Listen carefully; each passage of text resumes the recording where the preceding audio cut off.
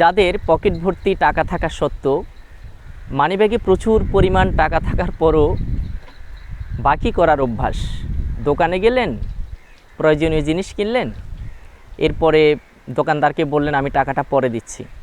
যাদের এই ধরনের স্বভাব আছে এবং এটাকে আপনি অভ্যাসে পরিণত করেছেন, যদি ক্রাইসিসে হয় বা অভাবে হয় সেই বিষয়টা ভিন্ন কথা, কিন্তু যারা টাকা থাকা সত্ত্বেও সবসময় বাকিতে বাজার করেন, আপনি যদি সূক্ষ্ম মাথা হিসাব করেন তাহলে আপনি যোগ বিয়োগ গুণ ভাগ আপনি যেটাই করেন না কেন, আলটিমেটলি দিন শেষে, মাস শেষে অথবা বছর শেষে আপনারই লস হলো।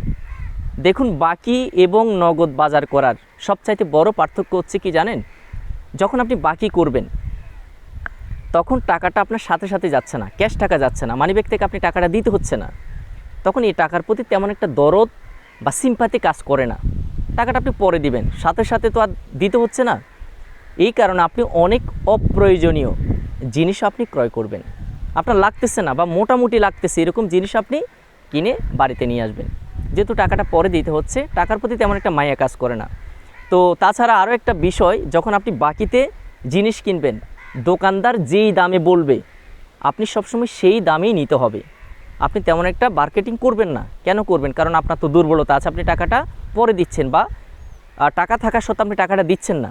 আপনি ভাবছেন আপনি চালাকি করছেন, টাকা আছে আমি টাকাটা অন্য কাজে লাগাই, আপনি টাকাটা অন্য কোনো সময় তাকে টাকাটা পে করবেন।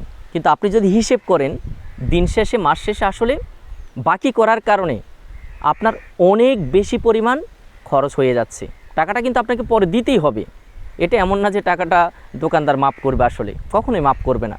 আপনি নিশ্চিত থাকুন, সম্পর্ক খারাপ করে হোক অথবা আপনার অনিচ্ছা সত্ত্বেও হোক, টাকাটা জমে যাওয়ার পরও হলে আপনাকে টাকাতে দিতে হবে, বরং সেই সময় টাকাটা দেওয়া আরও বেশি পরিমাণ কষ্ট আপনার হবে। যারা বিশেষ করে সঞ্চয় করতে চান অথবা সীমিত আয়ের, তাদের জন্য টাকা জমানোটা আসলে কি খুবই নেসেসারি। আর নগদ বাজার যারা করেন, সবসময় নগদ ডিল যারা করেন, তাদের ক্ষেত্রে যে বিষয়টা হয়, যেহেতু নগদ বাজার করার সময় আমি টাকাটা সাথে সাথে পকেট থেকে দিচ্ছি, এই টাকার প্রতি এক প্রকারের সিম্প্যাথি কাজ করে। ক্যাশ টাকা আমি দিচ্ছি, হ্যাঁ, এই টাকাটা মনে হচ্ছে যেন খরচ হয়ে যাচ্ছে। যারা নগদ টাকা পে করে, আপনি পকেট থেকে টাকা বের করলেন, জিনিস কিনলেন, টাকা দিলেন, টাকা দেওয়ার সময় আপনার কাছে মনে হবে যেন সকল টাকা খরচ হয়ে যাচ্ছে। তখন এই সাইকোলজিক্যাল একটা ব্যাপার আপনার মাথায় কাজ করে। আসলে এই পুরো বিষয়টা একটা সাইকোলজিক্যাল ব্যাপার, মনস্তাত্ত্বিক একটা বিষয়। নগদ যখন আমরা কিনি, ক্যাশ টাকা দিয়ে যখন কিনি, আমাদের থেকে মনে হয় টাকাটা যেহেতু সাথে সাথে দিতে হয়, মনে যেন সকল টাকা খরচ হয়ে যায়। এই কারণে টাকার প্রতি একটা ভয় থাকে। বিশেষ করে যারা সঞ্চয় করতে চান, সীমিত ইনকাম, তাদের জন্য, তাদের ক্ষেত্রে আমার পার্সোনাল রেকমেন্ডেশন থাকবে সবসময় নগদ লেনদেন করবেন, নগদ কিছু কিনবেন, ক্যাশ টাকা দিয়ে কিছু ক্রয় করবেন। দেখবেন আপনার অনেক অপ্রয়োজনীয় খরচ ক্যাশ টাকা দেওয়ার কারণে, অনেক অপ্রয়োজনীয় খরচ থেকে আপনি বেঁচে যাবেন। সকলে ভালো থাকবেন, ভালো লাগলে শেয়ার করবেন।